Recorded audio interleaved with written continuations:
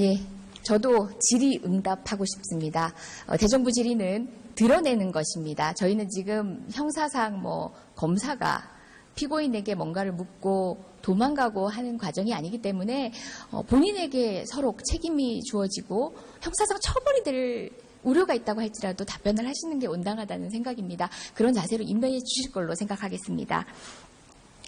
권한대행, 그 직무범위 어떻게 생각하십니까? 현상 유지적이지요? 여러 번 말씀을 드렸는데 법학계에서는 여러 가지 의견이 있습니다. 현상 권한대행은 대통령의 현상 정책을 현상 유지해야 된다라고 하는 의견도 있고, 현상 유지하되 예외적으로 포괄적인 허용이 되어야 되는 부분도 있다, 이런 의견도 있고, 또 포괄적으로 전면적으로 헌법에 아무런 제한이 없으니까 다 행사할 수 있다, 이런 의견들이 있습니다. 그렇지만 저는 그런 어떤 의견이 중요한 것이 아니라 지금 우리 국민들에게 필요한 부분, 국정 안정을 위해서 무엇이 필요한가, 이런 관점에서 판단을 해야 될 것이고, 그렇게 하다 보면 이제 국회와 또 이렇게 의견이 다를 수 있는 부분이 있다면 그런 부분은 또 협의해가면서 그렇게 할 수 있겠다, 이런 기준을 갖고 있습니다. 때에 따라 판단하시겠다라는 얘기로 들리는데 법학을 공부하신 분 아닙니까? 법조인이시고 저도 법조인이니까 어떻게 보면은 다소 국민들께는 어려운 말일지라도 얘기를 해보겠습니다. 현상 유지와 관련해서는 거리시와 사고시를 달리 봅니다. 우리가 법학 서적을 보다 보면요, 이견이 있다라고 해서 다 똑같이 보지 않지 않습니까? 다수설, 소수설, 유력설, 통설 이렇게 나누어 보지요. 그건 알고 계시지요? 네, 그렇습니다. 그 가운데서 거리와 관련해서는 60일이라는 기간 한정이 있다라는 걸 전제로 해서 다른 이견도 존재하기도 합니다. 그런데 다수설은 현상 유지해야 된다라는 견해입니다. 본건과 같은, 그러니까 박근혜 대통령이 탄핵 소추로 직무가 정지된 같은 경우는 사고라고 봅니다. 대통령이 형식상 존재하기 때문에 그 권한은 현상 유지일 수밖에 없다는 것이 대부분의 견해입니다. 심지어 다수설, 유력설도 아니고 대부분의 견해입니다. 이견이 없습니다. 사실상 유의미한 소수견해가 없다는 얘기입니다. 학자들의 연구의 결과는 존중하시지 않습니까? 그 권위를 달리 이해하고 계시진 않으시죠?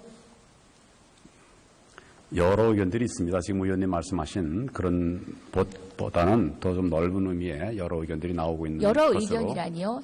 제게 설명 좀 해보시겠습니까? 저는 법학서적 몇 개를 확인하고 왔습니다. 예, 방금 말씀드린 것처럼 그 세 가지 의견이 있는데, 고리와 사고에 따라서 구분하는 의견도 있고, 또 그것 같이 포함해서 같이 포괄적으로 인정해줘야 된다고 하는 이런 의견도 있습니다. 자, 기본적으로는 정당성이 없는 국무총리입니다. 그지요? 국민적 정당성. 누가 말씀입니까? 어떤 총리든 대행 총리는요. 정당성이 없다고요? 예, 헌법 공부하시지 않습니까? 정당성이라는 게 정치공학적으로 그리고 헌법학적으로 어떤 의미신지는 알지 않습니까? 민주적 정당성, 국민적 정당성 이렇게 묻겠습니다.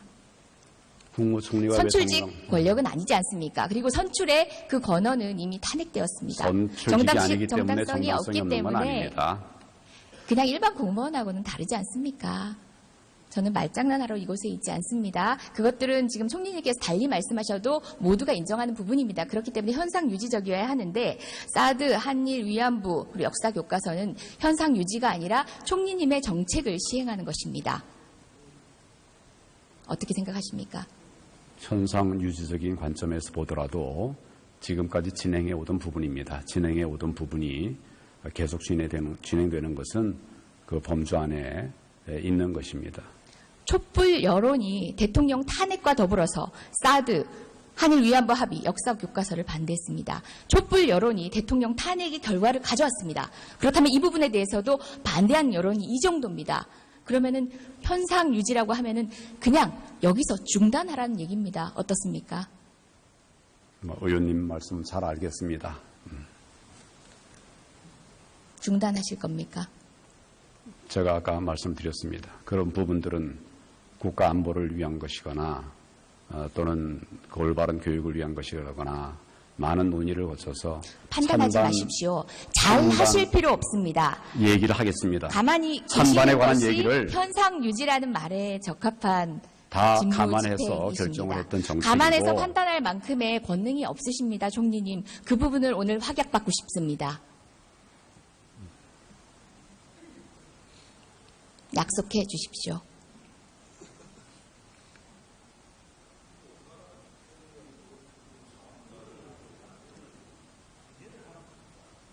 뭐 얘기를 할까요? 네, 얘기 중간에 끊지 않아 주셨으면 좋겠습니다. 길게 하십시오. 그동안 쭉 여러 가지 의견들을 들어서 어려운 그런 국정과제를 세웠고 또 이슈를 논의해서 결정들을 했던 그런 것이 국가 안위와 또 우리 민생을 위한 것이고 또 우리나라의 미래를 위한 것이라고 한다면 이런 것은 꼭 해야 되겠다. 이렇게 해서 그동안 결정을 해서 진행을 해온 부분들이 있습니다. 이런 부분들을 유지하는 이런 것들이 필요한 그런 부분들은 그렇게 해나가도록 하겠습니다. 지금 한 문장에서도 여러 가지가 모순이 되고 있어요. 미래를 위한 고민은 황 총리님이 하실 게 아니라 차기 대통령께서 하시는 겁니다. 현상 유지란 말과는 너무 상반된 얘기입니다. 현상 유지, 사전적 의미는 지금의 상태를 그대로 버티어 나가는 겁니다.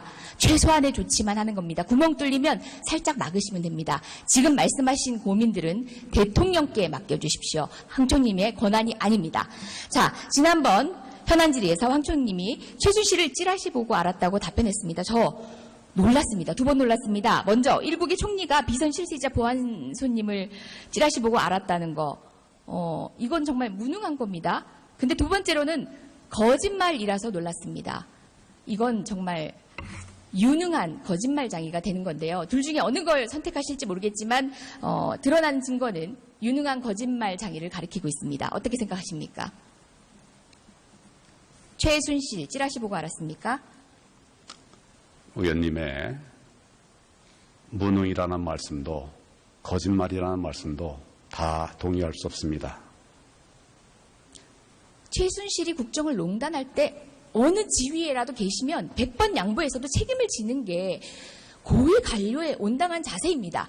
그것이 억울하다고 생각하시면은 직을 내놓으시고 항변하시면 됩니다. 관련되고 연루되고 그간 정들었던 대통령님을 비호하고 싶으면 직을 내놓으시고 하시면 됩니다. 그 자리에서 하실 말씀이 아닙니다. 저는요, 국정농단 사태에 책임이 없는 야당 의원이지만 저는 국민께 너무 죄송합니다. 저는 꾸벅 죄송하다고 말씀드리고 싶습니다. 근데 왜 총리님은 말씀을 못하십니까? 저 정말 죄송합니다. 그런데 대통령은 탄핵 전 소추가 제 돼 무능이 있고 부끄럽습니다. 탄핵 왜 이 소추가- 사태가 될 때까지 못 막았는지 제 무능이 부끄럽습니다. 총리님은 어떠십니까?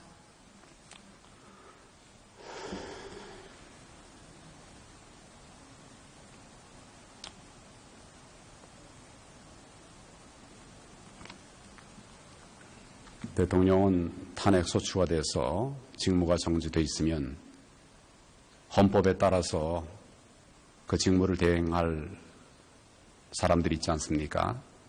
그 사람들이 다 안 하겠다고 그러면 이 나라는 그냥 팽개쳐도 되는 겁니까? 정말 무거운 마음을 가지고 이 일을 하고 있습니다.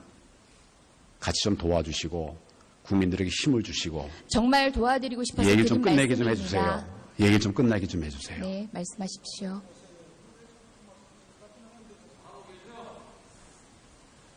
그렇게 좀 도와주셨으면 좋겠습니다.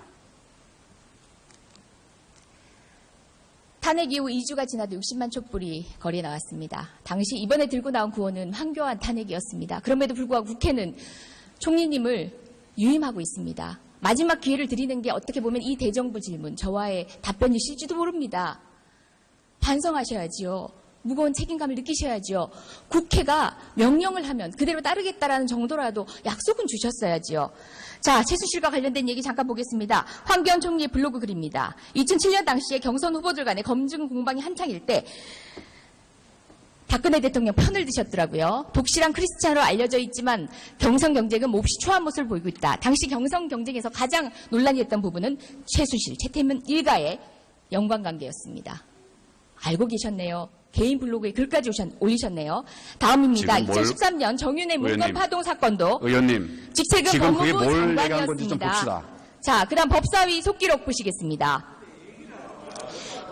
아직 질의도 안 했습니다. 잠깐 기다리십시오. 여당 의원들이 강력한 수사를 촉구합니다. 무엇에 대해서? 정윤회 문건 파동에 대해서. 그리고 심지어 정유라의 승마협회 사건에 대해서도 질의도 있었습니다. 그런데 그런 사건 파악도 안 하시고 찌라시로 봤다고요? 거짓말이지 않습니까? 마지막 증거 보여드리겠습니다. 2014년 10월 8일 검찰의 공소장입니다. 상케이 신문기자 칼럼에 대한 명예훼손 건입니다. 관련해서도 정 씨를 언급하는 것들이 여러 번 나옵니다. 자, 이 정도 되면은 3번의 공적인 인지 과정이 있었어야 온당합니다. 근데 찌라시 보고 알았다고 합니다. 저도 부끄럽습니다. 일국의 총리가 어떻게 찌라시 보고 국가를 농단한 사건의 주역을 찌라시 보고 알 수 있습니까, 총리님?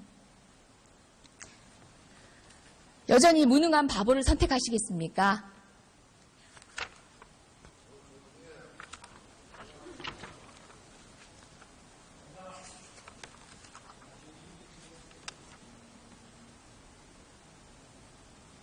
세 가지 증거에 대한 의견을 묻습니다. 다시 좀 보여주시죠. 제가 잘 못 봤습니다. 저하고 아무 관계가 없는 것을 보여주신 것 같습니다. 다시 한번 보여주세요. 아니요, 잠시만요. 제가 언급하면 보여주시고요. 자, 총리님의 블로그 글입니다. 본인이 쓰셨습니다. 모르겠다 하시면은 제가 공적으로 다시 한번 언론을 통해서 보여주세요. 환기하겠습니다. 네, 보여주세요. 지금 법정 아닙니다. 저는 반드시 블로그를 지시할 안 쓰고 필요 있습니다. 없습니다. 저는 그다음에 블로그를 안 쓰고 공소장 있습니다. 모르신다면은 법무부 장관 일 소홀히 하신 겁니다. 예. 그다음에 정윤회 문건 파동 때도 직에 계셨습니다. 관련된 언급 내용 모르셨다는 게 말이 안 되지 않습니까? 세 건에 대해서 본인이 아시는지 모르시는지.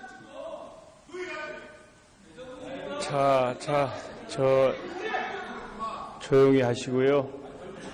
자, 의원들 거의 다 끝났으니까 조용히 하시고, 우리 이재정 의원도 우리 총리께 진지하게 질문해 주시고, 총리께서도 좀 잘 답변해 주셨으면 좋겠습니다.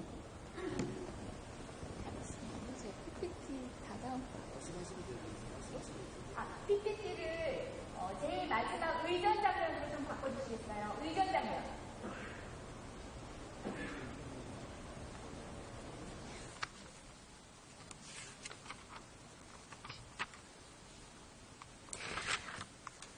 대통령 코스프레 하냐는 말에 발끈하셨지요. 첫 번째 장면 보십시오. KTX 플랫폼입니다. 자동차 들어갔습니다. 저기서 총리님 내리셔서 KTX 바로 타십니다. 구로노인 종합복지관에서 엘리베이터 내려오신 노인분들 보이시나요? 총리님 타시느라고 엘리베이터는 서 있습니다. 충북 오송역 버스 승강장 마찬가지입니다. 지금도 혹시 그 권위를 누리고 싶으신가요? 차라리 반성해 주십시오. 그렇게 모르쇠로 일관하고 계셨던 분들 구치소에 계시고 그 부끄러움을 지금은 느끼고 계십니다. 총리를 비롯한 여기에 강요 여러분들은 그런 뒷모습을 보이지 않길 간절히 바랍니다. 들어가십시오.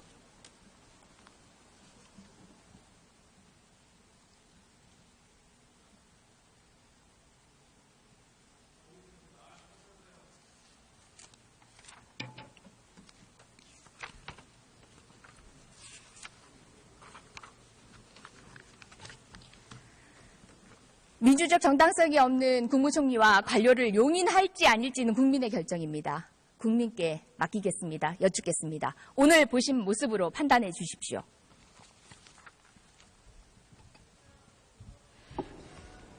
이재정 의원 수고하셨습니다.